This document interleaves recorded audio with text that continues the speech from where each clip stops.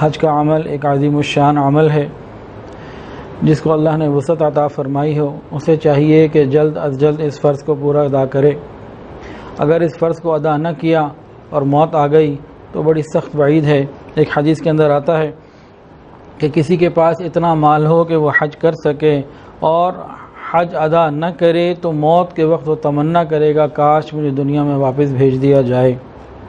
اور ایک حدیث کے اندر آتا ہے کہ جو کوئی مرد ہو یا عورت کسی ایسے کام میں کنجوسی کرے، مال خرچ نہ کرے، اور کام وہ ایسا ہو جو اللہ کی رضا کا سبب ہو، اور اس کے بعد مال ہو اور یہ مال خرچ نہ کرے، تو پھر وہ اس سے زیادہ مال کہیں اور ایسی جگہ پہ خرچ کر دیتا ہے جو اللہ تعالیٰ کی ناراضگی کا سبب ہوگا۔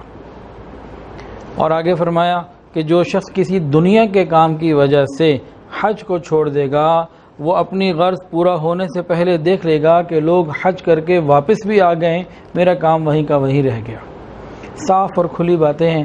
اللہ تعالی ہمیں حج کو اپنے وقت پر جلد از جلد ادا کرنے کی توفیق عطا فرمائے اور سیکھ کر کرنے کی توفیق عطا فرمائے۔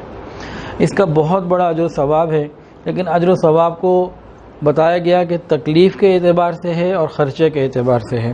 نبی علیہ السلام نے ارشاد فرمایا کہ تم کو خرچہ اور مشقت کے اعتبار سے ثواب ملے گا۔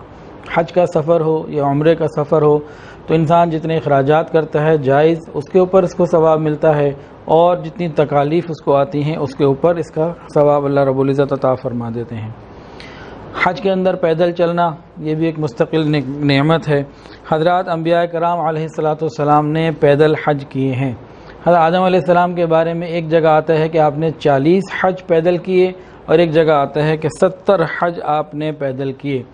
سیدنا ابراہیم علیہ السلام اور اسماعیل علیہ السلام کے بارے میں بھی آتا ہے کہ آپ نے بھی پیدل حج کیے۔ مغیرہ بن شعبہ رضی اللہ تعالی عنہ کے بارے میں آتا ہے کہ آپ نے 50 حج پیدل کیے۔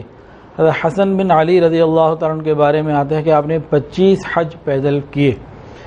تو صحابہ نے بھی کیے، تابعین نے بھی کیے، اور آج بھی لوگ کوشش کر کے پیدل حج کو کرتے ہیں۔ ایک صحابی ہیں عبداللہ ابن عباس رضی اللہ تعالی عنہما، جب ان کا آخری وقت قریب تھا تو اپنی اولاد کو بلایا اور فرمایا کہ مجھے اور کسی بات پر حسرت نہیں، اتنی حسرت ضرور ہے کہ میں نے پیدل حج نہیں کیا۔ اور فرمایا کہ مجھے نبی علیہ السلام نے بتایا ہے کہ پیدل حج کرنے والے کو ہر قدم کے اوپر حرم کی 700 نیکیاں ملیں گی۔ پوچھا گیا حرم کی نیکیوں سے کیا مراد ہے؟ فرمایا ایک نیکی کا ثواب 1,00,000 نیکی کے برابر۔ تو 700 کو 1,00,000 سے ضرب دیں تو 7 کروڑ نیکیاں۔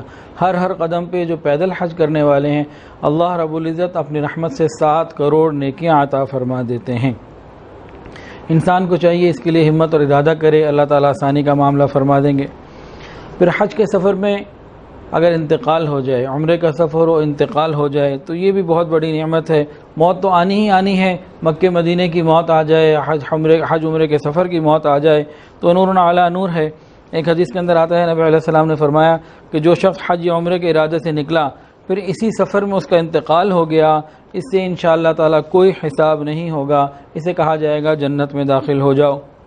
اور ایک حدیث کے اندر ایک اور نعمت بتائی، فرمایا کہ جو حج کے لیے نکلا پھر انتقال ہو گیا، قیامت تک اسے حاجیوں کا ثواب ملتا رہے گا، اور جو عمرے کے لیے نکلا انتقال ہو گیا، قیامت تک عمرہ کرنے والوں کا ثواب پاتا رہے گا۔ اللہ اکبر۔ ایک اور حدیث کے اندر آتا ہے کہ جو شخص بھی حرمین شریفین میں سے کسی ایک مقام پر بھی مر جائے اس پر میری شفاعت واجب ہوگی، اور قیامت کے دن امن اور اطمینان والوں میں وہ کھڑا ہوگا۔ قیامت کا کتنا ہولناک اور خوفناک دن ہے، اس دن امن مل جائے یہ اللہ کی نعمت ہے۔ ایک اور چوتھی فضیلت بھی وہاں مرنے والوں کے لیے، نبی علیہ السلام حج کے موقع پہ تھے، عرفہ کا مقام تھا، اچانک ایک شخص اپنی سواری سے اونٹنی سے نیچے گرا اور مر گیا۔ نبی علیہ السلام نے فرمایا اسے غسل دو، اس کی تدفین کی تیاری کرو، اور فرمایا کہ قیامت کے دن تلبیہ پڑھتے ہوئے اٹھے گا۔ یعنی سفر حج میں یا عمرے میں انتقال ہو جائے، قیامت تک اس عبادت کا ثواب، قیامت کے دن امن والوں میں سے اٹھے گا اور تلبیہ پڑھتا ہوا اٹھے گا اگر احرام میں موت آ گئی، اور قیامت کے دن اس کو اللہ رب العزت امن اور عافیت بھی عطا فرما دیں گے، اللہ اور نبی علیہ السلام کی شفاعت بھی عطا فرمائیں گے۔ اللہ تعالی ہم سب پر رحمت کا معاملہ فرمائے۔ اللہ تعالی ہمیں مکی زندگی گزارنے کی توفیق عطا فرمائے اور مدینہ کی موت عطا فرمائے۔